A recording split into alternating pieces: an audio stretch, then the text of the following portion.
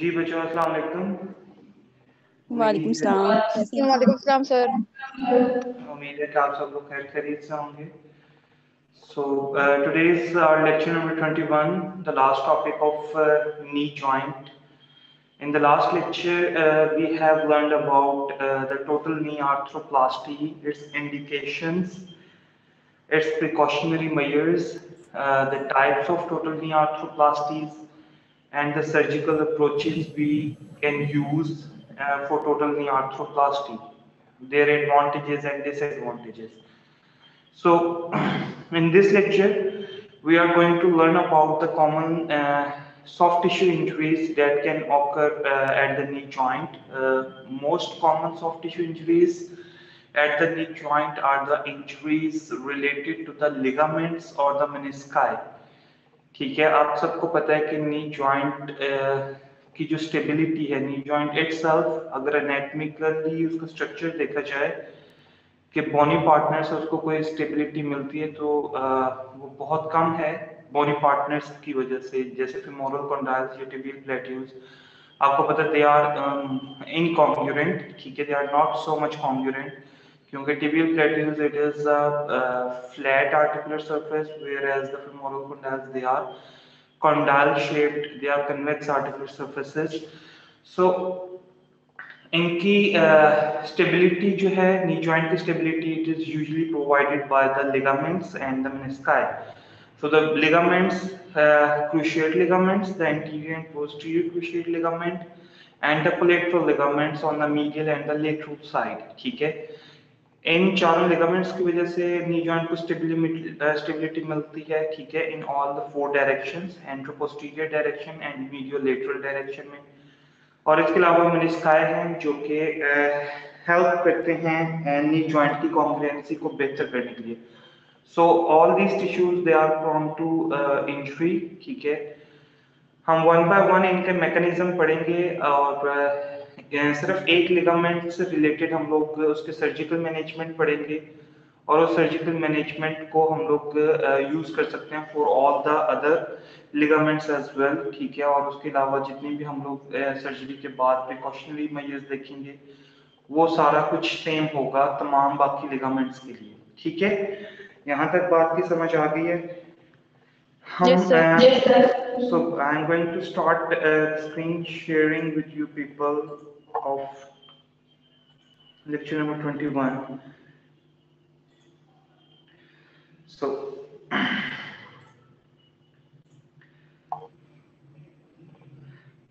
let's start with lecture number 21 first. जी बेटा. Sir कैमरे की डायरेक्शन. हाँ जी, मैं भी आ जाता हूँ सामने. So first of all, start with the mechanism of injury. ठीक है. Now, the ligaments or any of the menisci, they are usually injured among younger individuals, और उन younger individuals में they are frequently injured जो कि active lifestyle गुजारते हैं, sedentary lifestyle नहीं गुजारते. ठीक है, या आप ये कह सकते हो कि they are more common among sports individuals. ठीक है, जितने भी स्पोर्ट्स पार्टिसिपेंट्स हैं, जितने भी एथलीट्स हैं, उनमें नी जॉइंट के सॉफ्ट टिश्यूज की, लिगामेंट्स की, मेनिस्काई की इंजरी बहुत कॉमन होती है, usually 20 to 40 years of age. ठीक है, इनमें सबसे कॉमन है इन लिगामेंट्स की या इन मेनिस्काई की इंजरी. ठीक है, तो सबसे पहले हम लोग बात करते हैं about anterior cruciate ligament. Anterior cruciate ligament का जो मेन पर्पस है that is to prevent the excessive translation of the tibia in the anterior direction. अच्छा, टिबिया कब एंटीरियरली ट्रांसलेट करती है? जब क्वाड्रिसेप मसल कॉन्ट्रैक्ट करता है. ठीक है, आप सबको पता है जब भी क्वाड्रिसेप मसल कॉन्ट्रैक्ट करेगा टिबिया जो है एंटीरियरली रोटेट भी करती है और एंटीरियरली ट्रांसलेट भी करती है. Concave to convex rule apply होता है. सो जो एंटीरियर ट्रांसलेशन है, to prevent excessive anterior translation of the tibia there is anterior cruciate ligament. ठीक है, this is its main purpose और its primary function. Now there are two mechanisms, ठीक है, by which anterior cruciate ligament can be injured. ठीक है, The first one is a contact mechanism and the other one is a non-contact mechanism. Contact mechanism simply explain करता है कि ऐसा mechanism जिसमें आपका जो नी जॉइंट है, ठीक है, वो किसी चीज के साथ स्ट्रक कर जाए, ठीक है, या कोई ओपोनेंट प्लेयर, ठीक है, आपके नी जॉइंट के साथ स्ट्रक करे या आपके नी जॉइंट के ऊपर लैंड करे, कोई ओपोनेंट प्लेयर का फुट या ओपोनेंट प्लेयर की ट्रंक फॉल करे, लैंड करे ऑन द नी जॉइंट, ठीक है, तो उसको हम लोग बोल देंगे कि that is a contact mechanism, ठीक है। दो प्लेयर्स का आपस में कांटेक्ट हो जाना या प्लेयर का किसी चीज के साथ कांटेक्ट हो जाना, किसी भी ऐसी चीज के साथ कांटेक्ट हो जाना, तो उसको हम लोग बोलते हैं कि that is a contact injury, ठीक है। और कांटेक्ट इंजरी के ज्यादातर चांसेस वहां पर हैं जहां पर आपकी स्पोर्ट्स है, ठीक है, रग्बी हो गई, ठीक है, इसके अलावा फुटबॉल हो गई, यहाँ पर कांटेक्ट मैकेनिज्म की चांसेस हैं, ठीक है, कांटेक्ट इंजरी के चांसेस हैं। सो कांटेक्ट इंजरी, कांटेक्ट मैकेनिज्म क्या होगा एंटीरियर क्रूशिएट लिगामेंट की इंजरी में, ठीक है। नाउ वो कहते हैं कि whenever a valgus force is applied, ठीक है, और इन अ कॉन्टेक्ट मैकेनिज्म, valgus force हम किसको बोलते हैं? ऐसी फोर्स जो लेटरल डायरेक्शन से स्टार्ट होती है और डायरेक्टेड होती है टुवर्ड्स द मीडियल डायरेक्शन, ठीक है, from the outside towards the inside, ठीक है, आउटर सरफेस के ऊपर स्टार्ट हो नी जॉइंट की और मूव करे towards the inner side of the knee joint, तो उसको हम लोग valgus force कहते हैं। So whenever a valgus force is applied on a knee joint, ठीक है, it will result in rupturing of the medial collateral ligament, ठीक है। Initially जो आपका ligament है वो कौन सा ruptured हो रहा है? Medial collateral ligament. So why we are including this mechanism in the anterior cruciate ligament injury? Because medial collateral ligament have its connections with the medial meniscus.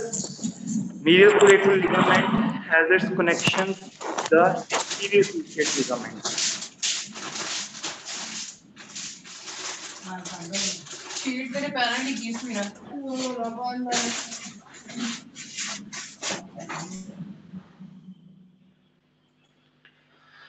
So medial collateral ligament has its connections with the medial meniscus. Medial collateral ligament has its connections with the anterior cruciate ligament. So whenever a medial collateral ligament is injured, it will causes an injury to the medial meniscus as well as to the anterior cruciate ligament, ठीक है। So this single force, this single valgus force is going to rupture your three soft tissues, the anterior cruciate ligament, medial collateral ligament and medial meniscus, ठीक है। Now कहते हैं ये जो तीनों tissues injured हो रहे हैं या ये जो कंडीशन प्रोड्यूस हो रही है due to a contact mechanism, this is called unholy triad, ठीक है। Triad means three conditions are occurring, ठीक है, और unholy इसको इसलिए कहा जाता है कि just due to a single force all these three ligaments are, all these three soft tissues are going to rupture, all these three soft tissues are going to be injured, ठीक है। So this is the contact mechanism by which an anterior cruciate ligament is going to be injured, ठीक है। वो कहते हैं कि जो non contact mechanism है, non contact mechanism anterior cruciate ligament की इंजरी में आपके पास आ जाता है दो मैकेनिज्म्स, ठीक है। नॉन कॉन्टैक्ट में आपके पास दो मैकेनिज्म है। एक क्या मैकेनिज्म है कि when there is an excessive hyper extension, ठीक है, कहते हैं कि एक्सेसिव हाइपर एक्सटेंशन हो जाए, ठीक है, आपके नी जॉइंट की, तब भी आपका एंटीरियर क्रूशिएट लिगामेंट जो है वो इंजर्ड हो सकता है। Excessive hyper extension means obviously when the tibia is translated anteriorly, ठीक है, और वो जो एंटीरियर ट्रांसलेशन है टिबिया की, ठीक है, वो बहुत ज्यादा एक्सेसिव हो जाए। ऑब्वियसली जितनी है टिबिया की एंटीरियर ट्रांसलेशन एक्सेसिव होगी उतना ही ACL जो है वो स्ट्रेस्ड होगा, ठीक है। और अगर वो हाइपर एक्सटेंशन कंट्रोल्ड नहीं है तो it may result in injury of the anterior cruciate ligament that is going to prevent its anterior translation, ठीक है। So this is a non contact mechanism. इसमें दो नॉन कॉन्टैक्ट मैकेनिज्म्स हैं, एक hyper extension है और दूसरी क्या है, वो कहता है कि the second one is a rotational mechanism. ठीक है, रोटेशनल मैकेनिज्म में क्या है कि if the feet are planted on the floor, ठीक है, और ऑन द ग्राउंड, और जो टिबिया है it is going to be rotated in external rotation. ठीक है, एक्सटर्नली रोटेट करती है with the knees, with the feet planted on the ground. तो इससे भी आपका जो एंटीरियर क्रूशिएट लिगामेंट है इसके ऊपर स्ट्रेस आता है और इसकी इंजरी के चांसेस हैं कि ये ACL जो है ये इंजर्ड हो जाए। So these are the two non contact mechanisms by which an ACL can be ruptured. ठीक है, ना वो कहता है कि अमंग फीमेल्स, ठीक है, देयर इज मोर टेंडेंसी कि जी एंटीरियर क्रूशिएट लिगामेंट इंजर्ड हो सकता है more among females as compare to males. ठीक है, फीमेल्स में ACL की इंजरी के चांसेस ज्यादा है as compare to males as well. ठीक है, चाहे फीमेल्स पार्टिसिपेट कर रही हैं किसी स्पोर्ट्स में या नहीं कर रही, ACL आम फीमेल्स में भी कॉमन है। ठीक है, ACL इंजरी। सो वो क्या कहता है, वो कहते हैं ACL इंजरी जो among females that is common due to the four risk factors there are present that causes an injury of ACL among females। ठीक है, अब वो 4 फैक्टर्स कौन कौन से हैं? एक आपके पास है एनवायरमेंटल फैक्टर्स। ठीक है, एनवायरमेंटल फैक्टर क्या है कि फुट टू ग्राउंड और फुट टू फ्लोर इंटरफेस कैसा है। ठीक है, मतलब how the females are going to plant there और फुट ऑन द फ्लोर। ठीक है, और उनकी कितनी अच्छी आप कह सकते हैं कि प्रोप्रियोसेप्शन कितनी अच्छी है। ठीक है, मतलब कि एक इंडिविजुअल, एक फीमेल किस तरीके से ग्राउंड के ऊपर वॉक कर रही है या चल रही है, that is feet to floor interface. ठीक है, और कितना अच्छा उसको प्रोप्रियोसेप्शन आ रहा है। ठीक है, डेट मैटर्स अ लॉट। ठीक है, क्योंकि वो कहते हैं कि फीमेल्स इस चीज को बहुत ज्यादा तवज्जो नहीं दे पाती या उनकी जो प्रोप्रियोसेप्शन है that is due to somehow reasons that is less as compared to the proprioception of males। ठीक है, just because they are going to be जो males हैं they are going to be active or they are going to be work in such conditions कि जी जो mails हैं वो उन conditions में वर्क करते हैं जिसकी वजह से उनकी प्रोप्रियोसेप्शन बेहतर होती है एज कम्पेयर टू फीमेल्स जिनकी प्रोप्रियोसेप्शन लेस होती है। So that is a positive factor, a risk factor in causing an ACL injury. ठीक है, सही है। सेकंड इंपॉर्टेंट चीज क्या है आपके पास, सेकंड इंपॉर्टेंट रिस्क फैक्टर क्या है?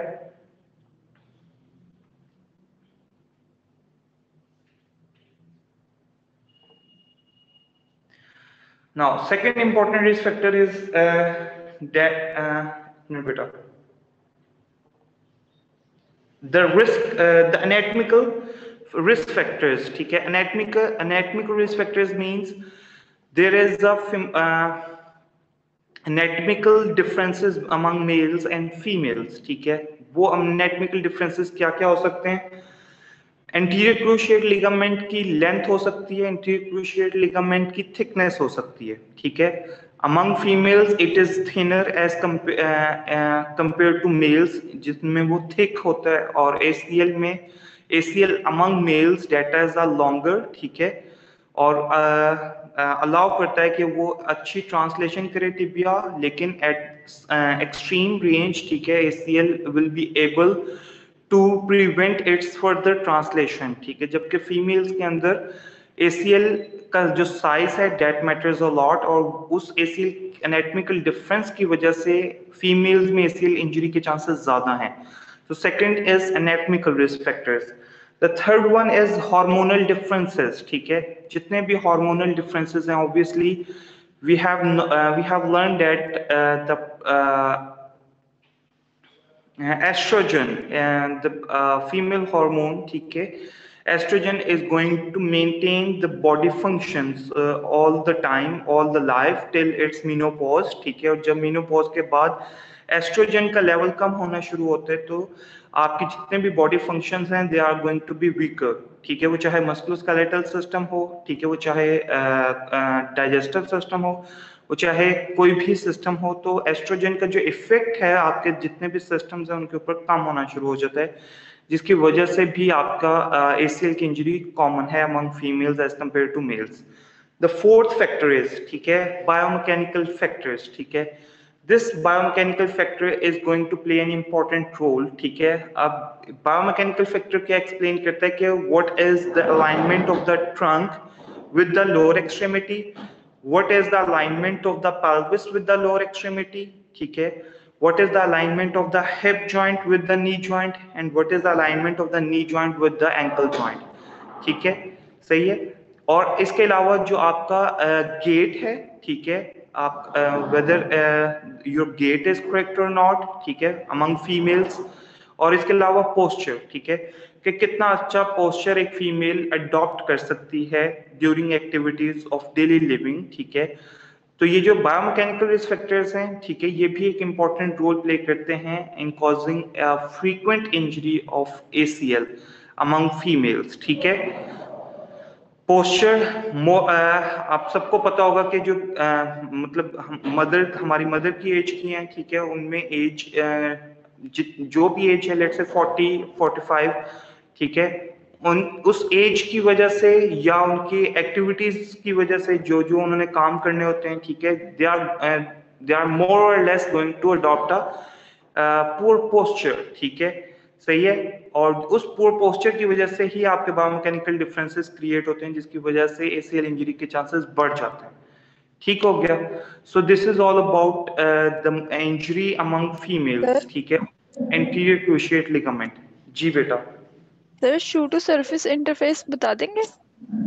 जी बेटा, shoot foot to floor interface means, ठीक है, कि किस तरीके से एक फीमेल अपना पांव रख रही है ऑन द ग्राउंड और किस तरीके से प्रोप्रियोसेप्शन रिसीव हो रही है, ठीक है। अब देखो सिंपल सी बात है, हम जो लड़के हैं, ठीक है, दे आर गोइंग, वो अपनी जितनी भी एज होती है, ठीक है, शुरू से लेके टिल जब तक कि वो किसी अपनी मतलब 40 या 40 से अबव एज में नहीं चले जाते, they are going to perform more और लेस वो एक्टिविटीज वो परफॉर्म करते हैं जो कि ज्यादातर बाहर की होती हैं, ठीक है, अनइवन सरफेसेस के ऊपर वो लोग ज्यादातर चल लेते हैं, ठीक है, एज कम्पेयर टू फीमेल्स, ठीक है। अब बात है एक्सपीरियंस की, सिर्फ क्या डिफरेंस है, ठीक है, कि मेल्स जो हैं, ठीक है, they are going to perform jumping activities more as compared to females, ठीक है, इस तरीके से भी आप कह सकते हो। मेल्स जो हैं वो अनइवन सरफेसेस के ऊपर चल लेते हैं, ठीक है, लेट से बाहर जाना है, ज्यादातर तो मेल्स बाहर जा रहे हैं, ठीक है, सही है। इसके अलावा males they are going to wear shoes that are flatter as compared to females, they are going to use shoes, वो आपको पता है कि हील भी यूज कर सकती हैं। तो इन चीजों की वजह से हमने कहा है कि that is a foot to floor interface, ठीक है, this is the relation between the floor and the feet, ठीक है, कॉन्टेक्ट, समझ आ गया सर, थैंक ठीक यू। है। So this is about anterior cruciate ligament injury, ठीक है। The posterior cruciate ligament injury is going to be injured, ठीक है। How the posterior cruciate ligament is going to be injured whenever the knee joint is flexed, ठीक है, and there is a force that is going to start from the anterior direction, anterior side of the knee joint, and pushes the tibia towards the posterior direction, ठीक है, AP anteroposterior direction में force हो, ठीक है, जो कि आपके tibia को पोस्टीरियरली ट्रांसलेट करे, ठीक है, और उस टाइम आपका नी जॉइंट अगर फ्लेक्स है तो it can cause posterior cruciate ligament injury. अब वो कहते हैं पोस्टीरियर क्रूशिएट लिगामेंट इंजरी की आप सिंपल एग्जांपल ये ले सकते हो कि if there is a car accident, ठीक है, और जो डैशबोर्ड है, फ्रंट वाला जो एरिया है कार का, अगर वो आके स्ट्रक करता है with the flexed knee joint, ठीक है, तो देन देयर आर चांसेस कि आपके पोस्टीरियर क्रूशिएट लिगामेंट क्या हो जाए, इंजर्ड हो जाए, ठीक है। तो that is the mechanism of posterior cruciate ligament injury. If we talk about medial collateral ligament injury, medial collateral ligament injury की मैं पहले आपको बता चुका हूं, whenever a valgus force is going to applied। अब देखो बेटा, this is, let's say this is a knee joint, ठीक है, ये femoral condyles हैं दोनों, ये आपके tibial plateaus हैं, ठीक है, ये जो सरफेस है that is the outer surface, और ये वाली जो सरफेस है ये इनर सरफेस है, ठीक है। इसको आप लोग देख लो। अब वो कहते हैं कि if there is a valgus force हमेशा बाहर की तरफ से लगेगी, इनसाइड की तरफ। अब यहां पर जब फोर्स लगे तो यहां पर जो फिमोरल कंडाइल है वो टिबियल प्लेट्यूस के साथ कंप्रेस कर जाएगा। ऑब्वियसली ऐसे होगा ना, ये अलाइनमेंट है तो इस तरीके से हो जाएगी, क्योंकि आउटसाइड से डायरेक्टेड फोर्स है, लेटरली डायरेक्टेड फोर्स है। तो जैसे ही आपके नी की अलाइनमेंट इस तरीके से होगी, नॉक नीज, सिंपली नॉक नीज को जहन में रखें। नॉक नीज क्या है कि जिनमें नीज जो है वो आपके सेंटर में मूव कर जाते हैं, ठीक है, टुवर्ड्स द सेंटर, ठीक है। अब वो कहते हैं कि जैसे ही वेल्गस फोर्स अप्लाई होगी तो आपका जो लेटरल साइड है that is going to compress, और जो मीडियल साइड है that is going to open separate, ठीक है।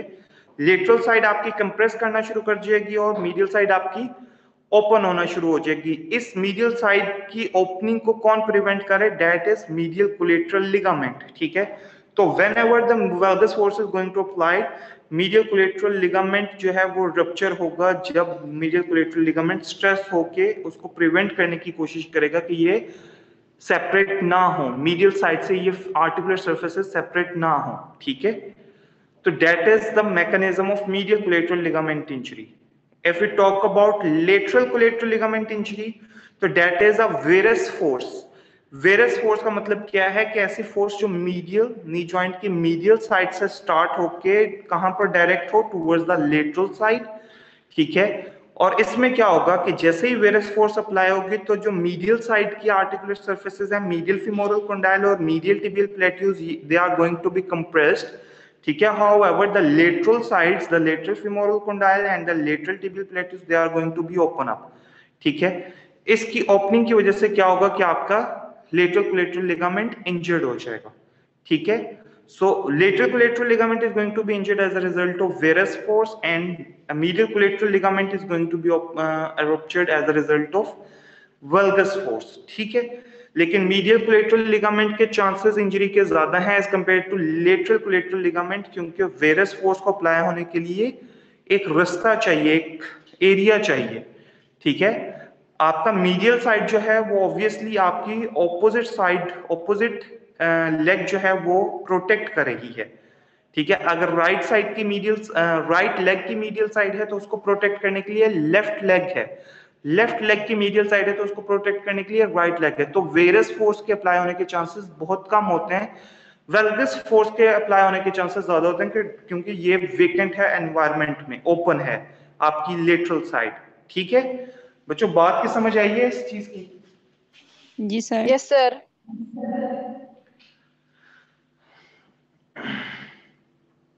Now, what will be the common impairments and functional limitations, ठीक है। अब वो कहते हैं कि whenever a ligament is going to be injured, ठीक है, तो there will be a swelling that is tend to be progressive, ठीक है। With the passage of time after the injury, the ligament when it is ruptured, there is going to be swelling, ठीक है, जो कि after some time it going to be increased, ठीक है, with the passage of time. Now वो कहते हैं कि जब भी ligament without blood vessels rupture होगा तब उसमें प्रोग्रेसिव स्वेलिंग होगी, लेकिन अगर लिगामेंट ब्लड वेजल्स के साथ, ब्लड वेजल्स को रप्चर करने के साथ खुद भी रप्चर हुआ है तो फिर स्वेलिंग क्या होती है, इंस्टेंट स्वेलिंग होती है, immediately after the injury swelling आपको नजर आती है नी जॉइंट के ऊपर, ठीक है। अच्छा, वो कहते हैं कि जैसे ही नी जॉइंट के ऊपर स्वेलिंग होगी, ऑब्वियसली अब एक जॉइंट स्वेल है तो जॉइंट स्वेलिंग सबसे पहले क्या करेगी, आपकी जो मूवमेंट है उसको रिस्ट्रिक्ट कर देगी, रेंज ऑफ मोशन रिस्ट्रिक्शन आ जाएगी, ठीक है। फिर आपके पास क्या है कि पेन, ऑब्वियसली एक लिगामेंट एक तो टीयर हुआ है, ऊपर से सॉफ्ट टिश्यू टीयर हुआ है, ऊपर से ब्लड वेसल्स टीयर हुई हैं, पेन होगी, ठीक है। That pain is dependent on the degree of injury. हमने थेरापेटिक्स 1 में पढ़ा था फर्स्ट डिग्री, सेकंड डिग्री और थर्ड डिग्री। फर्स्ट डिग्री में लेट्स से 100 फाइबर्स हैं, इफ देयर, मैं बताना शुरू कर रहा हूं, if there are 100 fibres of a ligament और उसमें से 5 फाइबर्स आपके टॉर्न हो जाएं, 95 फाइबर्स इंटैक्ट रहें, तो ऑब्वियसली उस लिगामेंट में उस लिगामेंट का कोई फंक्शन इम्पेयर्ड होगा? जी बच्चों, जिसमें 95 फाइबर जो हैं वो इंटैक्ट हैं, 5 फाइबर जो हैं वो क्या हुए हैं, रप्चर्ड हुए हैं, क्या उसका कोई फंक्शन इम्पेयर्ड होगा? No sir. ऑब्वियसली नहीं, क्योंकि हाई प्रोपोर्शन जो है वो इंटैक्ट है, सिर्फ एक स्मॉल फाइबर्स जो हैं वो क्या हुए हैं, रप्चर्ड हुए हैं। जॉइंट की मोबिलिटी के ऊपर कोई इफेक्ट नहीं आएगा, जॉइंट रिमेन स्टेबल, ठीक है। और लिगामेंट, और पेन तब होगी जब हम उस लिगामेंट को स्ट्रेस करेंगे, ठीक है। जब हम उस लिगामेंट के ऊपर स्ट्रेच डालेंगे तब पेन होगी। सिर्फ आम नॉर्मल एक्टिविटीज में कोई पेन नहीं होगी, ठीक है। फिर जो सेकंड डिग्री है,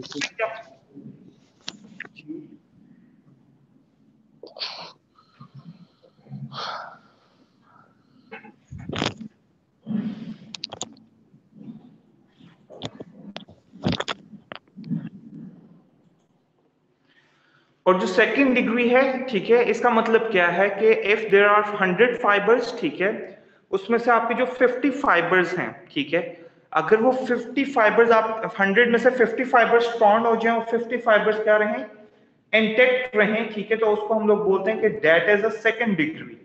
उसमें क्या होगा कि ऑब्वियसली जॉइंट की जो मोबिलिटी है वो इम्पेयर्ड होगी, जॉइंट हाइपर मोबिलिटी की तरफ जाएगा, ठीक है। और इसमें पेन फर्स्ट डिग्री से ज्यादा होगी, ठीक है। इसमें नॉर्मल एक्टिविटीज में भी, क्योंकि जॉइंट क्या करेगा, हाइपर मोबिलिटी की तरफ जाने की कोशिश करेगा, और वही लिगामेंट बार बार उस जॉइंट को हाइपर मोबिलिटी में जाने से बचाएगा। और जैसे जैसे उस जॉइंट लिगामेंट के ऊपर स्ट्रेच आएगा वैसे वैसे पेन होगी, ठीक है। This is the second degree.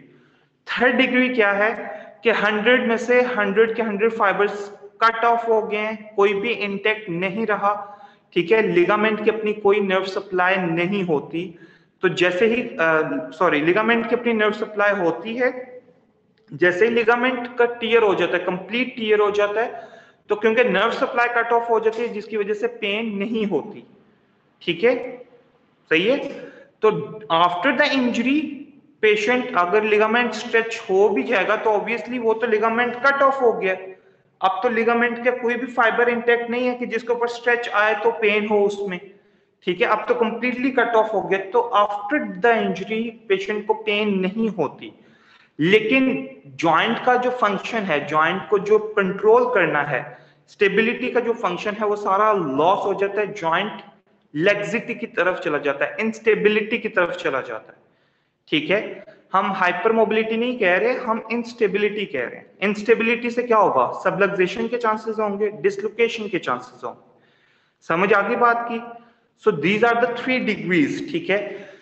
तो जैसे ही आपका जॉइंट लिगामेंट रप्चर्ड होता है, ठीक है, आपके या तो स्वेलिंग होगी, ठीक है, सेकेंड इंपॉर्टेंट चीज है रेंज ऑफ मोशन रिस्ट्रिक्ट होगी, थर्ड इंपॉर्टेंट चीज है कि आपके इंस्टेबिलिटीज डेवलप होंगी, ठीक है। उसके अलावा आपके पास जो लिमिटेशंस आती हैं, फंक्शनल लिमिटेशंस, उसमें आपके पास और क्या क्या हो सकता है,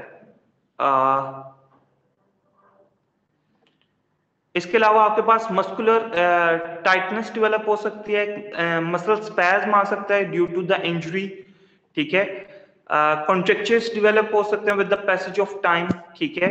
और इसके अलावा वो कहते हैं कि आपके पास जो पेटेलर अलाइनमेंट है वो आपकी डिस्टर्ब हो सकती है, ठीक है, पेटेलर मैल अलाइनमेंट डेवलप हो सकती है ड्यू टू इंस्टेबिलिटीज, ठीक है। So these are the structural limitations. अस्सलाम वालेकुम सर। वालेकुम अस्सलाम। सर ये आपने जो डिग्रीज बताई हैं इसका हम लोग ऐसे ही पता लगाएंगे कि जैसे आपने सेकंड डिग्री में कहा है कि हाइपर मोबिलिटी हो जाएगी, तो अगर किसी की हाइपर मोबिलिटी हो गया तो हमें पता चल जाएगा कि सेकंड डिग्री है, या इसके लिए कोई और प्रोसीजर वगैरह भी होता है? बेटा with the help of physical examination जो आप लोग जाके पढ़ोगे मैनुअल थेरेपी में या मस्कुलोस्केलेटल फिजिकल थेरेपी में, उसमें आपको पता चल जाएगा कि किस तरीके से हम लोगों को पता चलता है कि there is a hyper mobility और there is a hypo mobility, ठीक है। With the help of physical examination you are going to know about this, ठीक है। जी उससे हमें ठीक पता चल है। जाता है फौरन से लिगामेंट का, ठीक है। नाउ लिगामेंट की सर्जरीज, ठीक है। अब वो कहते हैं लिगामेंट की सर्जरीज जो हैं that are of different types, ठीक है। It can be intra articular, it can be extra articular, it can be through an open approach, ठीक है, और it can be through a minimal invasive approach, ठीक है। वो कहते हैं ये डिफरेंट टाइप्स हैं आपके लिगामेंट की सर्जरीज की, ठीक है। अब वो क्या कहते हैं, वो कहते हैं कि जी अगर हम बात करें थोड़े से बैकग्राउंड की, ठीक है, वो कहते हैं कि सबसे पहले आपका open approach, open surgical approach use की जाती थी with a direct ligament to ligament repair. Let's say बेटा एक लिगामेंट का रप्चर हो गया है, ठीक है, कंप्लीटली कट ऑफ हो गया है, तो अब उसके लिए क्या किया जाता था, ओपन सर्जिकल अप्रोच यूज की जाती थी। ओपन सर्जिकल अप्रोच का मतलब क्या है कि that is intra articular approach, ठीक है।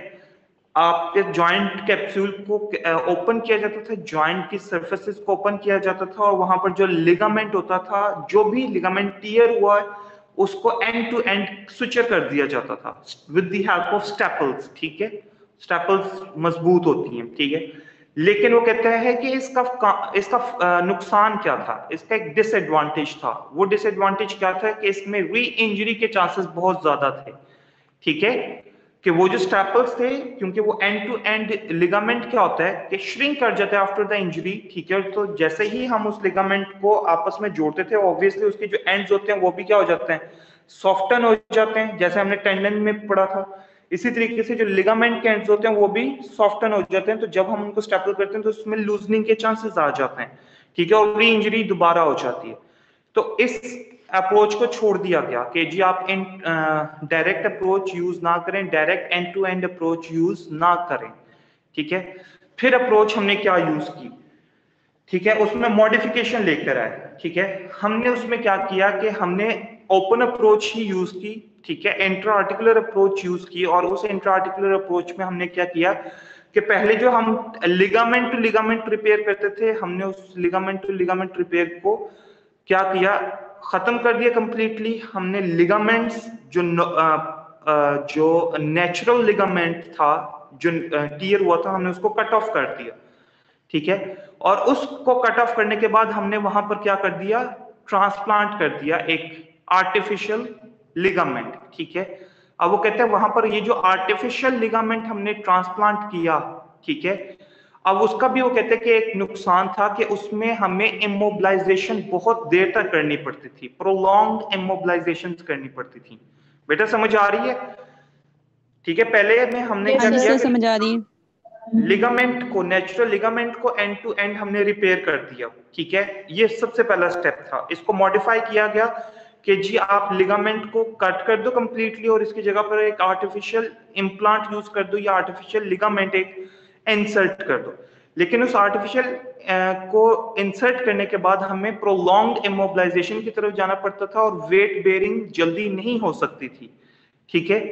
तो उसको भी हमने क्या कर दिया, खत्म कर दिया, और उसको फर्दर मॉडिफाई कैसे किया कि हम अब वो ग्राफ्ट यूज करेंगे, हम आर्टिफिशियल लिगामेंट नहीं यूज करेंगे, हम एक ऐसा ग्राफ्ट यूज करेंगे जो कि या तो पेशेंट से एक्सरसाइज किया जाए या कहीं दूसरे पेशेंट से एक्सरसाइज किया जाए, और वो नॉर्मल टिश्यू हो, ठीक है।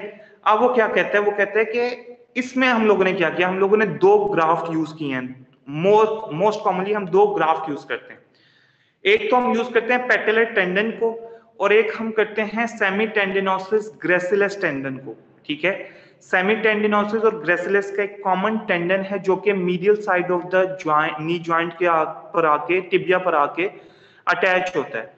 हमने उस टेंडन को क्या किया, थोड़ा सा कट करके वहां से एक टिश्यू का हिस्सा लेके, ठीक है, हमने क्या किया, उस जगह पर इंसर्ट कर दिया, ठीक है। या हमने पेटेलर टेंडन में से थोड़ा सा हिस्सा लेके हमने वहां पर अटैच कर दिया, ठीक है। तो ये क्या है, टिश्यू का अपना एक ग्राफ्ट है जिसको हम लोगों ने यूज किया लिगामेंट को रिप्लेस करने के लिए। अब वो कहते हैं इसमें प्रोसीजर क्या यूज होता था, इसमें प्रोसीजर क्या यूज होता है, प्रोसीजर ये यूज होता है कि हम लोग आर्टिकुलर जो आपका नी जॉइंट है इसको ओपन अप करते हैं, कैप्सूल को ओपन करते हैं, इंसाइज करते हैं, कैप्सूल को ओपन करते हैं। पेटेलर टेंडन में से लेना है तो हम पेटेलर टेंडन को जो है वो थोड़ा सा कट ऑफ करके उसमें से पोर्शन जो है उसको एक्सरसाइज कर लेते हैं, ठीक है, और उसको हार्वेस्ट करते हैं, ठीक है। उसको बकायदा पहले हार्वेस्ट किया जाता है, कल्चर्ड किया जाता है, ताकि उसमें इतनी स्ट्रेंथ डेवलप हो जाए कि जब वो लिगामेंट का फंक्शन परफॉर्म करना शुरू करे तो वो इजीली स्टेबिलिटी प्रोवाइड कर सके, ठीक है, उसके ऊपर कोई स्ट्रेस ना आए और वो दोबारा री इंजर्ड ना हो। उसको हार्वेस्ट करने के बाद हम क्या करते हैं, उसको फिमोरल, जो आपकी फिमोरल नॉच है, ठीक है, और टिबियल प्लेट्यूज हैं, ठीक है, यहाँ पर ड्रिलिंग करते हैं, ठीक है। ड्रिलिंग करने के बाद हम क्या करते हैं, इस जो हम लोगों ने ग्राफ्ट लिया था, ठीक है, जो पोर्शन लिया था टिश्यू का, हमने उसको इंसर्ट कर देना है उस सुराख के अंदर जो ड्रिल किया है आपने फेमोरल कंडाइल में भी और टिबियल प्लेट्यूज में भी। उसमें इंसर्ट करने के बाद आपने वहां पर फिक्सेशन अप्लाई कर देनी। अब वो कहते हैं ये जो फिक्सेशन है या स्ट्रॉन्गर फिक्सेशन अप्लाई कर सकते हो, क्योंकि इसने फिक्स्ड हो जाना है विद द बोन। तो यहां पर ये जो फिक्सेशन है दैट विल हेल्प, ठीक है, in maintaining the integrity of that graft, ठीक है, सही है, उसको लूजन नहीं होने देना फ्रॉम द बोन्स, ठीक है। जब बोन टू बोन उसकी इंटरफेस जो है, ठीक है, ग्राफ्ट का विद द बोन इंटरफेस, जब वो मजबूत होगा, वो फिक्सेशन मजबूत होगी, तो ऑब्वियसली उसकी लूजनिंग के चांसेस कम हो जाएंगे। अब तो सिर्फ यही है कि अगर वो ग्राफ्ट खुद रप्चर हो जाए तो वो एक अलग बात है, लेकिन ग्राफ्ट क्या होगा, वो लूज नहीं होगा, ठीक है। So that is now used, ठीक है, as a surgical approach for a ligament injury, ठीक है, वो चाहे ACL है, वो चाहे PCL है, वो चाहे मीडियल कोलेटरल लिगामेंट है, वो चाहे लेटरल कोलेटरल लिगामेंट है, क्योंकि मोस्ट कॉमनली ACL इंजर्ड हो रहा है, तो ACL के बारे में हम लोग बात करें। यहां तक बच्चों बात समझ आ गई। अब पेटेलर टेंडन में को रिप्लेस, पेटेलर टेंडन को यूज करने में और सेमी टेंडिनोसिस ग्रेसिलस टेंडन को यूज करने में कुछ एडवांटेजेस भी हैं, कुछ डिसएडवांटेजेस भी हैं। सबसे इंपॉर्टेंट जो एडवांटेज है इन दोनों का, ठीक है, इन दोनों का एडवांटेज है, वो क्या है कि पेटेलर टेंडन की जो स्ट्रेंथ है, ठीक है, मैकेनिकल स्ट्रेंथ है पेटेलर टेंडन की, वो उतनी ही होती है जितनी एंटीरियर क्रूशिएट लिगामेंट की होती है, ठीक है। और जो सेमी टेंडिनोसिस ग्रेसिलस टेंडन है, उसकी उतनी स्ट्रेंथ, उसकी स्ट्रेंथ इन दोनों से ज्यादा होती है, ठीक है, उसकी स्ट्रेंथ इस पेटेलर टेंडन से भी ज्यादा है और ACL से भी ज्यादा है, सेमी टेंडिनोसिस और ग्रेसिलस टेंडन की, ठीक है। सो मैकेनिकल स्ट्रेंथ इन दोनों की ज्यादा है, इसकी ज्यादा है सेमी टेंडिनोसिस ग्रेसिलस टेंडन की, दैट इज द एडवांटेज, ठीक है।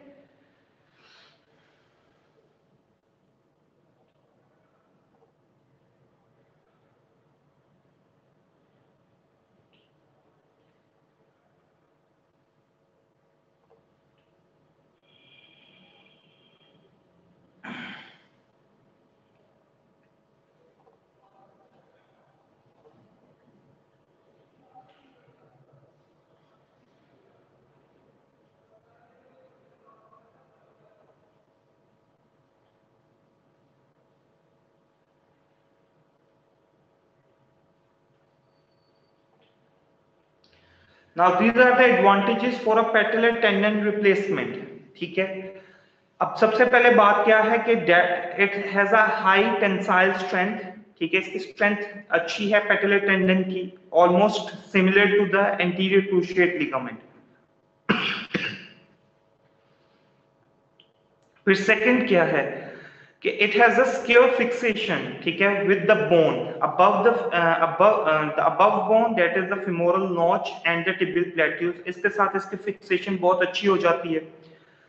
फिर थर्ड इंपॉर्टेंट जो इसका सबसे इंपॉर्टेंट एडवांटेज है कि that is it has a rapid revascularization, इसकी रैपिड हीलिंग हो जाती है इस पेटेलर टेंडन की, ठीक है, कि जब ये लिगामेंट के तौर पर फंक्शन करेगा तो इसकी जो वेस्कुलरिटी है वो बहुत जल्दी हो जाती है, इसकी हीलिंग बहुत जल्दी हो जाती है, ठीक है। और जो इंडिविजुअल है वो अपने प्री इंजरी लेवल पर जाकर पार्टिसिपेट कर सकता है, इंजरी से पहले जो उसका पार्टिसिपेशन लेवल था वो उसमें इजीली पार्टिसिपेट कर सकता है। अच्छा, डिसएडवांटेजेस क्या हैं? ऑब्वियसली क्योंकि पेटेलर टेंडन जो है आपका, आपने पेटेलर टेंडन का पोर्शन एक्सरसाइज कर लिया है, तो इसमें क्या होगा, वो कहते हैं कि इसमें एक तो एंटीरियर नी पेन होगी, नीलिंग जब भी आप घुटना, आपका जो घुटना है, जो पेटलेट टेंडन है वो स्ट्रक करेगा विद द ग्राउंड, तब पेन होगी। आपका क्वाड्रिसेप मसल वीक होना शुरू हो जाएगा, ठीक है, और वो वीकनेस कंटिन्यू रहेगी, ठीक है, वो वीकनेस इंप्रूव नहीं हो सकती विद एनी एक्सरसाइज, ठीक है। इसके अलावा वो कहता है पेटला की जो पेटला का जो अपना टेंडन है उसके रप्चर होने के चांसेस हैं, ठीक है, और पेटला इटसेल्फ फ्रैक्चर हो सकती है, ठीक है। सर इसकी जगह पर हम एलोग्राफ क्यों नहीं यूज कर लेते? क्या कह रहे हैं? सर हम एलोग्राफ क्यों नहीं यूज कर लेते? पटेला जो इतना डैमेज हो रहा है टेंडन की जगह। एलोग्राफ्ट हम लोग इसलिए यूज नहीं करते क्योंकि एलोग्राफ्ट में जो हीलिंग है वो बहुत प्रोलॉन्ग्ड होती है, ठीक है। एलोग्राफ्ट आपने किसी और का टिश्यू लेना है, ठीक है, तो उसमें आपको इम्यूनिटी भी कंप्रोमाइज करनी पड़ती है। किसी डोनर का, लेट से हम किसी डोनर का अगर ले लें, या सिंथेटिक, दोनों का मैंने बता रहा हूँ। सिंथेटिक में ऑब्वियसली क्योंकि वो एक सिंथेटिक चीज है, ठीक है, उसमें आपकी जो हीलिंग है वो बहुत ज्यादा प्रोलॉन्ग्ड है, वेट बेयरिंग जल्दी नहीं हो सकती, ठीक है। इट विल टेक ईयर्स और उतने, इट विल टेक मंथ्स, और उन मंथ्स में क्या होगा, आपकी एट्रोफी हो जाएगी, मस्कुलर एट्रोफी हो जाएगी, आपके कॉन्ट्रैक्चर्स डेवलप हो जाएंगे। तो ये जो सेकंड जो चीज है, ठीक है, कि अगर हम एलोग्राफ्ट यूज कर लें, कहीं किसी डोनर से ले लें, ठीक है, तो वो डोनर ऑब्वियसली एक कैटेगरी होगी, ठीक है, जिससे हम लोग एक्सरसाइज करेंगे, लेकिन उसमें भी क्या होगा कि जो पेशेंट की इम्यूनिटी है उसको कंप्रोमाइज करना पड़ेगा। एक सेकंड इंपॉर्टेंट चीज क्या है कि इसमें भी जो हीलिंग है इट विल टेक टाइम, ठीक है, क्योंकि किसी और का लिगामेंट को रिप्लेस कर देना अपने ही लिगामेंट के अंदर, तो वो इट विल टेक टाइम, ठीक है। और इसमें भी वेट बेयरिंग क्या हो जाएगी, प्रोलॉन्ग्ड हो जाएगी, जल्दी इमीडिएट वेट बेयरिंग नहीं परफॉर्म करवा सकोगे, ठीक है। इनमें फेलियर के चांसेस ज्यादा हैं एज कंपेयर टू के टिश्यू ऑटोग्राफ्ट हो, ठीक है। हम इन चीजों के लिए शायद कुछ कर लें डिसएडवांटेजेस के लिए, लेकिन हम उनके लिए दोबारा वो नहीं कर सकते, दोबारा से आर्टिकुलर ओपन अप्रोच यूज नहीं कर सकते, ओपन सर्जिकल अप्रोच यूज नहीं कर सकते कि हम लोग हर दफा में नी जॉइंट को ओपन करके एक सर्जरी परफॉर्म करें। समझ आ गई बेटा बात की? Yes sir, thank you. So advantages semitendinosus gracilis tendon के एडवांटेजेस क्या है? सबसे पहला तो था कि it has a strength greater than the anterior cruciate ligament, ठीक है। उसके बाद वो कहता है कि if there are immature patient, ठीक है, एक ऐसा पेशेंट जिसकी अभी इफ ही और she is less than 18 years, ठीक है, ऑसिफिकेशन नहीं हुई कंप्लीट, ठीक है, तो सेमी टेंडिनोसिस और ग्रेसिलस का जो टेंडन होता है वो बिल्कुल एपिफिसिस के साथ अटैच होता है, ठीक है, इमेच्योर बोन्स में ऑसिफिकेशन से पहले। तो वो कहता है अगर हम इसको एक्सरसाइज कर भी लें तो भी आपकी ग्रोथ प्लेट्स के ऊपर कोई इफेक्ट नहीं आएगा, ठीक है। तो ये भी इसका एक एडवांटेज है। फिर उसके बाद वो क्या है, वो कहते हैं कि एक तो इसकी रीजनरेशन कैपेसिटी भी है कि अगर हमने एक्सरसाइज कर भी लिया है इस ग्रेसिलस टेंडन को, सेमी टेंडिनोसिस, तो इसकी रीजनरेशन कैपेसिटी है, ये with the passage of time अपने आप को रीजनरेट कर लेता है, ठीक है। उसके बाद वो कहते हैं कि जो नी फ्लेक्शन, इसकी जो फ्लेक्शन की, ऑब्वियसली हैमस्ट्रिंग एक नी फ्लेक्सर है, तो नी फ्लेक्सर्स की वीकनेस डेवलप होते हैं, लेकिन वो नी फ्लेक्सर्स की जो वीकनेस है वो आफ्टर सम टाइम, ठीक है, आफ्टर 1 और 2 इयर्स, ठीक है, वो वीकनेस जो है वो आपकी इंप्रूव हो सकती है, ठीक है। डिसएडवांटेजेस क्या आ जाते हैं, ठीक है, डिसएडवांटेजेस हैं आपके पास, वो कहते हैं कि इतनी अच्छी इसकी सिक्योर फिक्सेशन नहीं है जितनी अच्छी पेटलर टेंडन की फिक्सेशन थी, ठीक है। उसके बाद वो कहते हैं कि it will take a longer healing time as compare to the patellar tendon, ठीक है। उसके बाद वो कहते हैं हैमस्ट्रिंग मसल के स्ट्रेन हो सकते हैं, ठीक, और short and long term muscular weakness हो सकती है नी फ्लेक्सर्स की। और लास्ट में है कि वो कहते हैं जो नी की ट्रांसलेशन है, एंटीरियर ट्रांसलेशन, वो ज्यादा हो सकती है। ऑब्वियसली जब आपका क्वाड्रिसेप मसल स्ट्रॉन्गर होगा और हैमस्ट्रिंग मसल जो है वो वीकर हो जाएगा, तो ऑब्वियसली आपकी इंटीरियर ट्रांसलेशन ज्यादा हो जाएगी, क्योंकि आपका जो हैमस्ट्रिंग मसल है वो उतने अच्छे तरीके से काम नहीं कर पाएगा, अपोज नहीं कर पाएगा, ठीक है। Now these are the advantages and disadvantages, ठीक है। अच्छा, सर फिर ये भी तो कोई सेफ मेथड तो नहीं हुआ ना? सही मेथड ऑब्वियसली Yes, बेटा, sir. मतलब देखें आप ये ना कहेंगे हम लेट्स से किसी भी सर्जरी में हमें देखना पड़ता है कि बेनिफिट्स क्या हैं और डिसएडवांटेजेस क्या हैं। ठीक है, सर्जरी इज ऑल अबाउट कि बेनिफिट कितना होगा और डिसएडवांटेजेस कितने होंगे। अब देखो, हमेशा हम सर्जरी उस पेशेंट को एडवाइस करेंगे ना जो पेशेंट चाहता हो कि मैंने इसमें पार्टिसिपेट करना है। एक 50 अबव एज का एक इंडिविजुअल हो और उसकी ऐसी कोई पार्टिसिपेशन ना हो तो हम उसके लिए तो सर्जरी परफॉर्म करेंगे ही नहीं। ऑब्वियसली हम देखते हैं कि व्हाट आर द बेनिफिट्स, ठीक है, व्हाट आर द डिसएडवांटेजेस। अगर बेनिफिट्स ओवरकम कर जाएं डिसएडवांटेजेस को तो हम लोग सर्जरी की तरफ जाएंगे। अगर बेनिफिट्स जो हैं उतने ही हो जितने डिसएडवांटेजेस हैं तो हम लोग कंजर्वेटिव मैनेजमेंट पर रहते हैं। ठीक है, हम लोग फिर कभी सर्जरी की तरफ नहीं जाते। और ऑब्वियसली अगर बेनिफिट्स कम हो एज कंपेयर टू डिसएडवांटेजेस तो भी हम क्या करते हैं, कंजर्वेटिव मैनेजमेंट की तरफ रहते हैं ना। Yes sir. ठीक है, so this is all about advantages and disadvantages. Perform कर सकते हैं? Surgery yes sir. नहीं बेटा। या फिर हम किसी और का काम कर रहे हैं? क्या कह रहे हैं? हम किसी और का काम कर रहे हैं? किसी और का काम कर रहे हैं? पढ़ रहे हैं सर। किसी और का? ये क्यों पढ़ रहे हैं बेटा? डेट ये आपको शायद अभी समझ ना आए, लेकिन with the passage of time आपको समझ आ जाएगी जब आप प्रोफेशनल लाइफ में जाओगे। That is most important. आपने जब किसी भी पेशेंट को मैनेज करना है तो आपको पीछे प्रॉपर हिस्ट्री का पता होना चाहिए।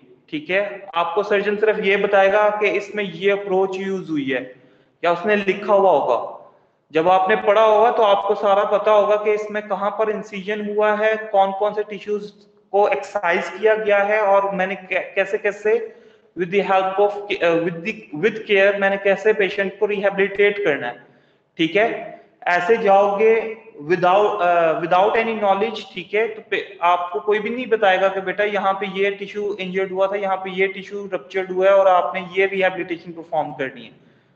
ठीक है, so you have to know about this. ठीक है, अगर आपको लिखा हुआ नजर आएगा कि जी that is a semitendinosus gracilis tendon, तो आप ACL की रिहेबिलिटेशन के साथ साथ किसकी रिहेबिलिटेशन करवाओगे? हैमस्ट्रिंग की भी रिहेबिलिटेशन करवाओगे।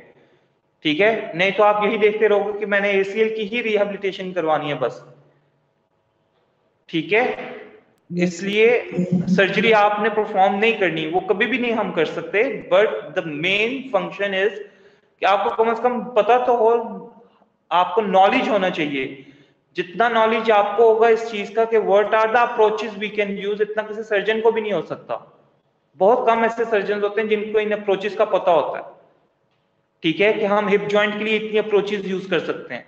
ऑलमोस्ट 6 अप्रोचेस हैं जो हम लोग यूज कर सकते हैं हिप जॉइंट के लिए। ठीक है, तो बेटा बैठ के एक दफा पढ़ लें बुक, आपको सारी समझ आ जाएगी कि हम ये क्यों पढ़ते हैं। सो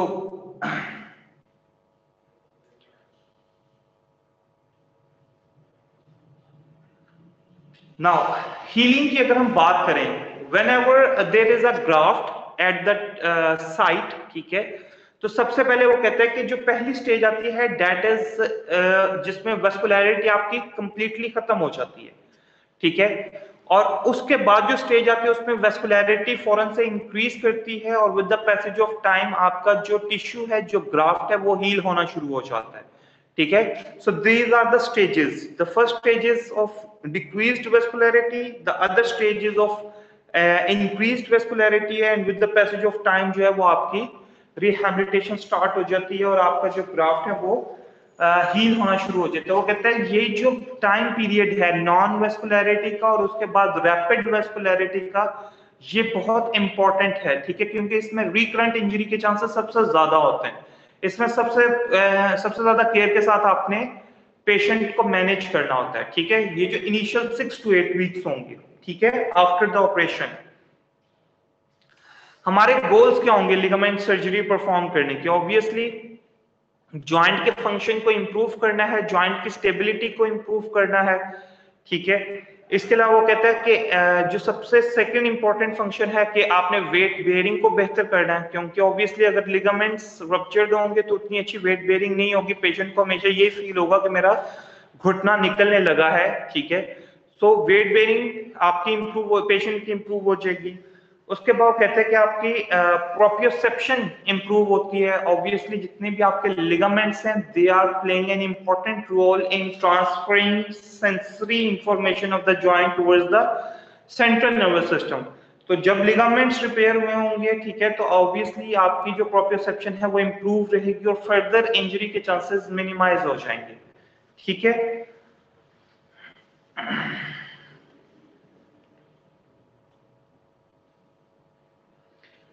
अब यहाँ पर बात हुई है कि एंटीरियर क्रूशिएट लिगामेंट की रिकंस्ट्रक्शन के लिए इंडिकेशंस कौन कौन सी हैं, ठीक है। एसीएल इंजरी की रिकंस्ट्रक्शन, अगर एसीएल रिकंस्ट्रक्शन करवानी हो तो उसके लिए इंडिकेशंस हैं कि obviously there is a instability of the knee joint, ठीक है, ऐसी इंस्टेबिलिटी है जो कि पेनफुल है, ठीक है। उसके बाद कहते हैं कि there are frequent episodes of giving away of the knee joint, ठीक है। पेशेंट के पास फ्रीक्वेंट एपिसोड्स आ रहे हैं कि जी मेरा नी जॉइंट निकल जाएगा या मेरा नी जॉइंट घुटना निकल जाएगा, ठीक है। और उसके अलावा कहते हैं कि जी एंटीरियर क्रूशिएट लिगामेंट के साथ अगर कोई surrounding soft tissues further injured हुए हैं, वो मेनिस्कस भी हो सकता है, मीडियल मेनिस्कस भी हो सकता है, वो मीडियल कोलेटरल लिगामेंट भी हो सकता है, और वो तीनों भी हो सकते हैं। अगर तो सराउंडिंग स्ट्रक्चर्स भी इंजर्ड हैं तो भी हम सर्जरी इंडिकेट करते हैं, इमीडिएट सर्जरी इंडिकेट करते हैं इस कंडीशन के अंदर, ठीक है। और वो कहता है कि when there is a higher risk of re injury, ठीक है। Higher risk of re injury उसी में होगा कि अगर लेट से आपने कंजर्वेटिव मैनेजमेंट करके पेशेंट का लिगामेंट हील कर भी दिया है, ठीक है, और वो पार्टिसिपेंट जो है वो एक एथलीट है, तो ऑब्वियसली उनमें इंजरी के चांसेस होते हैं, री इंजरी के चांसेस ज्यादा हो जाएंगे उस पेशेंट में, ठीक है। तो इसलिए हम लोग उनको पहले से ही क्या कर देते हैं, ऑपरेशन की तरफ इंडिकेट करते हैं, सर्जरी की तरफ इंडिकेट किया जाता है, ठीक हो गया। रिलेटिव कॉन्ट्राइंडिकेशंस क्या हैं? There are no absolute contraindications, ठीक है। ऑब्वियसली आपने किसी भी सूरत में इस लिगामेंट को हील करना है, इस लिगामेंट को रिपेयर करना है सर्जिकली, इसको सुचर करना है, तो देयर आर रिलेटिव कॉन्ट्राइंडिकेशंस, ठीक है। रिलेटिव कॉन्ट्राइंडिकेशंस की अगर हम बात करें तो ऑब्वियसली ऐसे इंडिविजुअल जो सेडेंटरी लाइफस्टाइल गुजार रहे हैं उनको जरूरत नहीं है, ठीक है। और इसके अलावा इनफ्रीक्वेंट एपिसोड्स हैं उसके गिविंग अवे के जी अब लेट से, और इनफ्रीक्वेंट एपिसोड्स के साथ साथ अगर वो पेशेंट उस चीज के साथ आप कह लो कि उस पेशेंट उस चीज को सीख गया या उस चीज को समझ गया कि जी अच्छा इस तरीके से गिविंग अवे आएगी, मुझे फीलिंग आएगी, लेकिन ऐसा होता नहीं है, ठीक है। मतलब मुझे लगेगा जरूर कि जैसे मेरा घुटना निकलने लगा है, लेकिन मेरा घुटना निकलेगा नहीं, और वो इनफ्रीक्वेंट एपिसोड्स हो, दिन में 1 या 2 दफा हो, ठीक है, तो वो पेशेंट इजिली कॉप कर सकता है उस चीज के साथ, तो उसमें भी हम उसको कहते हैं रिलेटिव कॉन्ट्राइंडिकेशन, उसको काउंट करेंगे। इसके अलावा if there is an advance arthritis of the knee joint, ठीक है, and the last one is कि ऐसा पेशेंट जो कि पोस्ट ऑपरेटिव रिहैबिलिटेशन के साथ कॉप अप ना कर सके, क्योंकि after the operation there is a prolonged rehabilitation of such ligaments, ठीक है। ऑब्वियसली अगर एसीएल की अगर हम बात करें तो एसीएल की रिहैबिलिटेशन ऑलमोस्ट 1 ईयर तक कंटिन्यू रहती है, ठीक है। जो मतलब एथलीट्स हैं, बड़े प्लेयर्स हैं, ठीक है, उनकी रिहैबिलिटेशन ऑलमोस्ट 1 ईयर तक कंटिन्यू रहती है, ठीक है। सो अगर हम रिकंस्ट्रक्शन की बात करें with the help of endoscopy और with the help of arthroscopy, ठीक है, तो आर्थ्रोस्कोपी और एंडोस्कोपी में मिनिमल इन्वेसिव अप्रोचेस हैं, ठीक है। स्मॉल इंसिजन्स देके आपने आर्थ्रोस्कोप को इंसर्ट करना होता है, और वो आर्थ्रोस्कोप जो होती है वो वहां पर आर्टिकुलर सरफेसेस या जॉइंट के अंदर जाके वो सबसे पहले देखती है कि if there are some debridement, if there are some broken pieces, तो उन ब्रोकन पीसेस को रिमूव किया जाता है, ठीक है। उन ब्रोकन पीसेस को रिमूव करने के बाद हम क्या करते हैं कि जो फिमोरल कंडाइल, जो पहले मैंने बात की कि जो फिमोरल नोच है, ठीक है, और जो टिबियल प्लेट्यूस है, यहाँ पर हम लोग ड्रिलिंग करते हैं उसी आर्थ्रोस्कोप के थ्रू, और वो 2 सुराख बनाने के बाद हम वहां पर क्या कर देते हैं, एक ग्राफ्ट इंसर्ट कर देते हैं, जो कि प्लेसमेंट होती है, रिप्लेसमेंट होती है टिश्यू की, ठीक है, और वो टिश्यू लेके हम लोग वहां पर इंसर्ट कर देते हैं और उसको फिक्सेशन अप्लाई कर देते हैं, और इस तरीके से ये सर्जरी जो है वो आपकी कंप्लीट हो जाती है, ठीक है।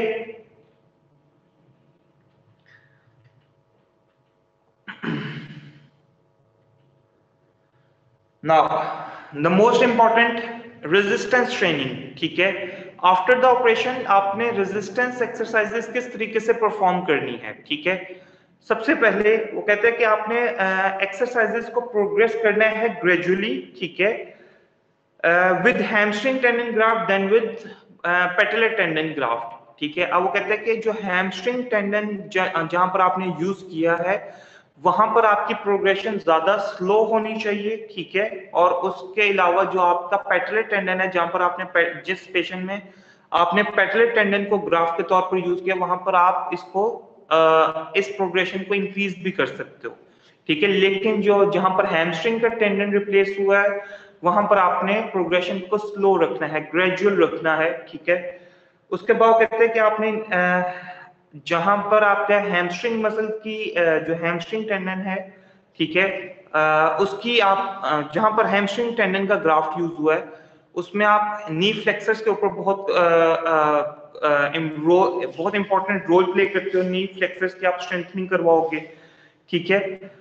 और जहां पर वो कहता है आपका patellar tendon as a graft use हुआ है वहां पर आप क्वाड्रिसेप मसल की स्ट्रेंथनिंग करवाओगे, ठीक है।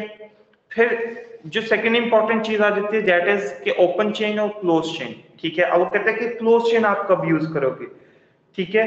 कहते हैं कि क्लोज चेन में आपने करवानी होती है स्क्वेटिंग एक्सरसाइजेस, ठीक है, स्क्वाट्स करवाने होते हैं, ठीक है। दीज आर जस्ट कि जी आपके जो फीट हैं वो थोड़ा स्लाइटली अपार्ट रहें, ठीक है, और आपने नीज को बेंड करना होता है, ठीक है, दैट इज स्क्वेटिंग, ठीक है। और स्क्वेटिंग में उसने क्या कहा, उसने कहा कि आपने जब स्क्वेटिंग करनी है तो आपकी जो नीज हैं, ठीक है, वो टोस से आगे ना जाएं, बल्कि नीज जो है वो आपके टोस के ऊपर रहें, ठीक है। अब वो क्या कहता है, वो कहता है कि इसका फंक्शन क्या होता है इस स्क्वेटिंग का, इसमें ये होता है कि जो आपकी जब आपके नीज जो हैं टोस से आगे चले जाते हैं तो वो सारा स्ट्रेस किसके ऊपर पड़ता है, आपके रिपेयर्ड टिश्यू के ऊपर पड़ता है, दैट इज एसीएल, ठीक है।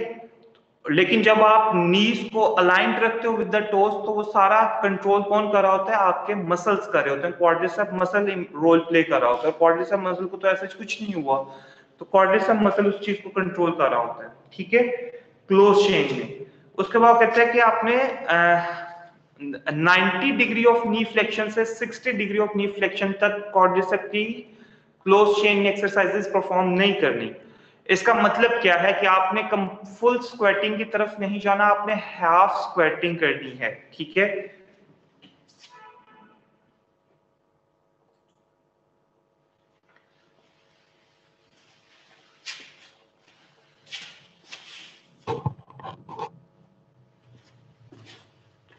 बेटा दिस इज स्क्वेटिंग, ठीक है, दिस इज स्क्वेटिंग, ठीक है।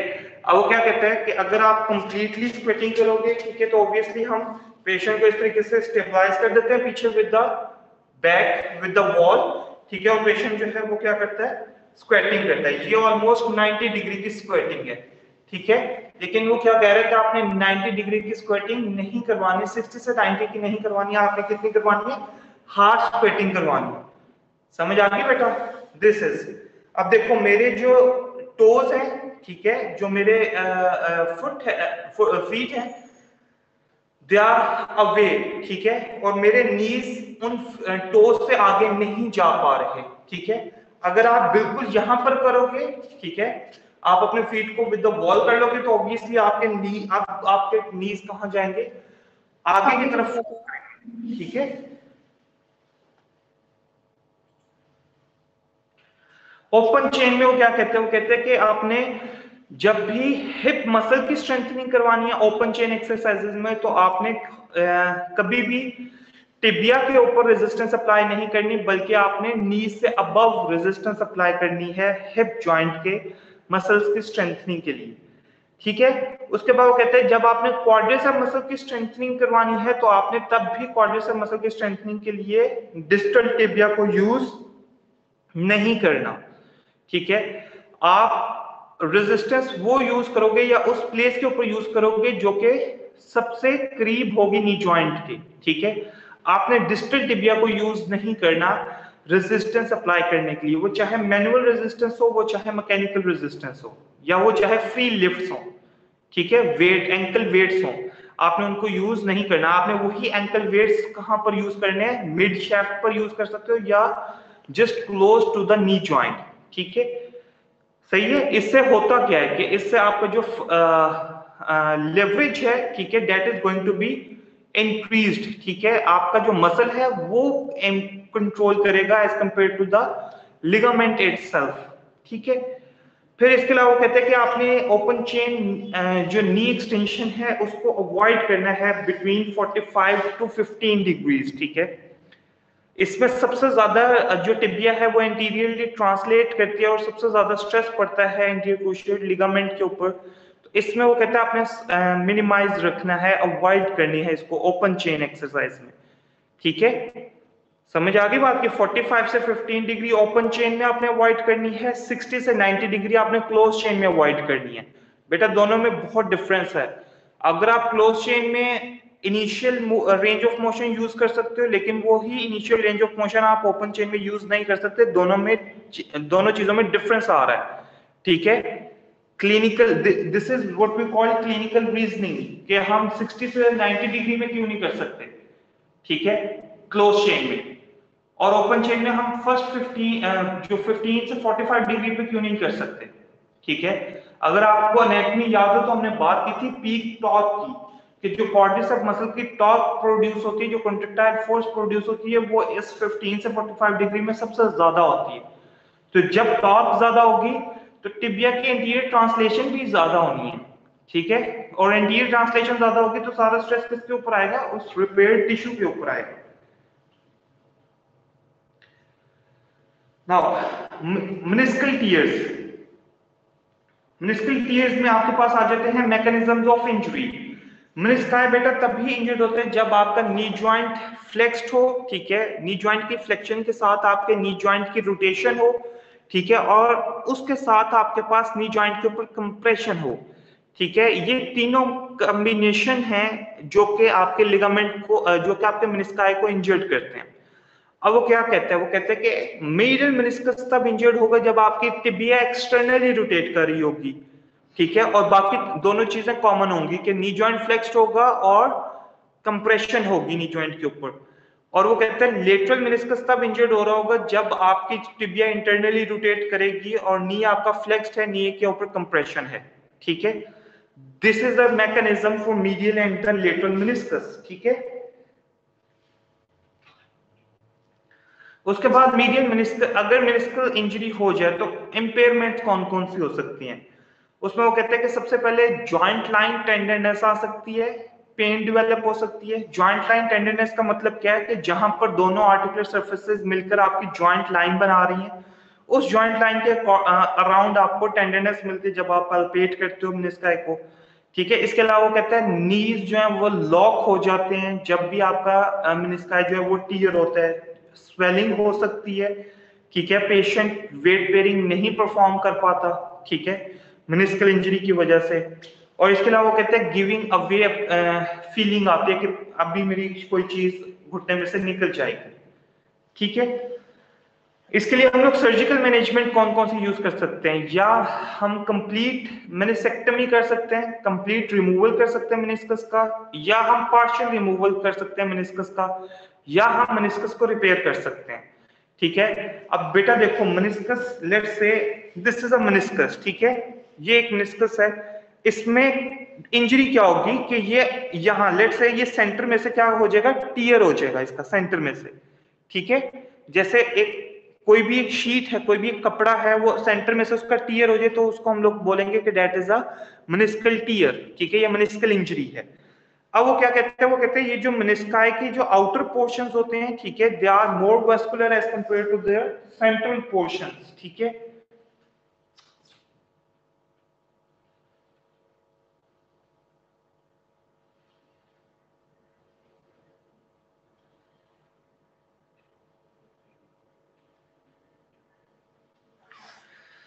वो कहते हैं ये जो जो आपके आउटर पोर्शंस हैं, ठीक है, they are more vascular as compare to the central portions, ठीक है। Central portions they are more avasculars, ठीक है।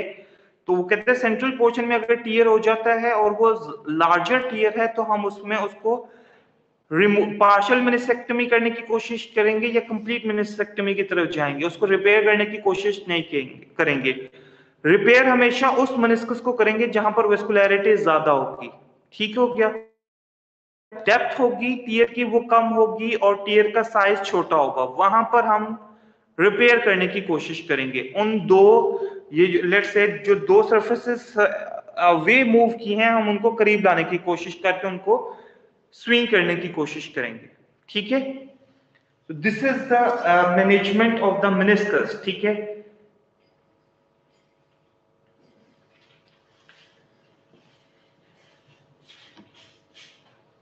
जी बच्चों, any questions related to this topic?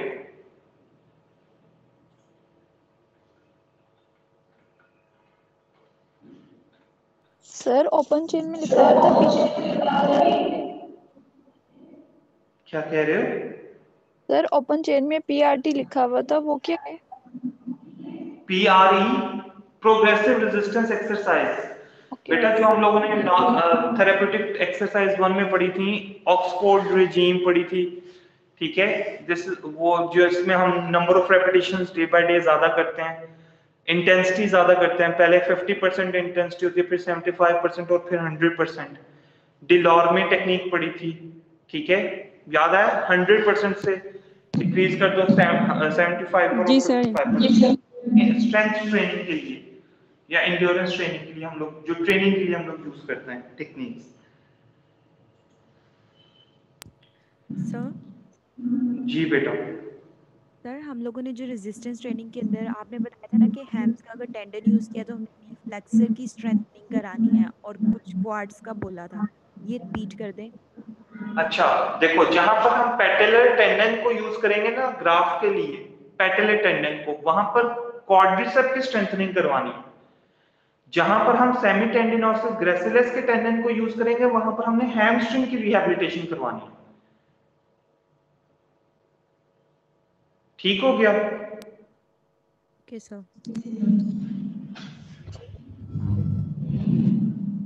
Okay बच्चों। सर फाइनल का बता दो कुछ। सर ओरल टेस्ट की लास्ट डेट तो बता दो। किसकी बेटा? ओरल टेस्ट की। ओरल टेस्ट बेटा आज और कल होगा इंशाल्लाह ताला। सर मतलब उसकी लास्ट डेट कल भी है? कल है, इसके अलावा नहीं होगा बेटा। Okay sir.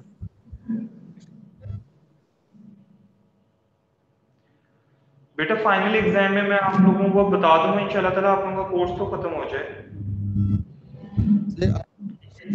आप लोग तैयारी करें, आप लोगों का जो स्पाइन से आगे जितने भी लेक्चर है ना, ठीक है, ये जितने भी रीजन्स हैं उनकी अच्छी से तैयारी करें। Excuse me sir. कौन से सर दोबारा रिपीट कर दें? पेशेंट है, अगर उसको इसकी बीमारी, मुझे अर्शद बेटा आपकी आवाज नहीं आ रही क्लियर। सर एक पेशेंट है, उसको रैकेट्स की ना प्रॉब्लम, तो उसकी पिछले को क्या है? मुझे बेटा आवाज बिल्कुल भी नहीं समझ आ रही। पिछले को क्या है? सर पेशेंट को है रैकेट्स,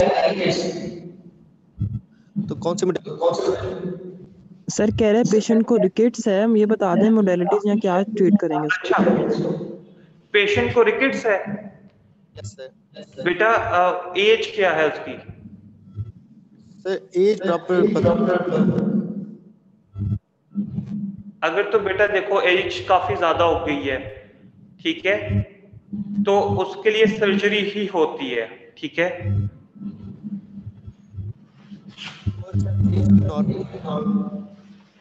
हाँ जी, अगर यंग अगर यंगर, कितना यंग पेशेंट हो? कोई सर 30। 30? Yes sir. नहीं बेटा, 30 में भी देखना पड़ेगा रिकेट्स कितना एडवांस रिकेट्स है कि बस स्टार्ट हुआ है अभी? स्टार्ट हुआ है। हाँ, तो उसको तो हम लोग सिंपली मेडिकेशंस के साथ आप वो कर सकते हो, ट्रीट कर सकते हो, ठीक है? मेडिकेशंस के साथ ट्रीट कर सकते हो। और दूसरा ये है कि आप उसकी नीज को अवे मूव करवाने की कोशिश करते हो, सेपरेट करने की कोशिश करते हो, क्योंकि जो रिकेट्स होता है उसमें जीनू वेल्गस डेवलप होता है, तो हम उसके नीज को अवे मूव करवाते हैं, ठीक है? अब अवे मूव करवाने के लिए देख लो, हम एडक्टर्स की तो स्ट्रेंथनिंग नहीं करवाएंगे, हम एबडक्टर्स की स्ट्रेंथनिंग करवाएंगे, हिप के एबडक्टर्स की, ठीक है? हम हर वो चीज करवाएंगे जिससे आपका जो नी जॉइंट है वो अवे मूव करे। Okay sir. विटामिन डी और कैल्शियम यूज कर सकते हैं, ठीक है? उसके रिकेट्स को इंप्रूव कम करने के लिए, खत्म करने के लिए।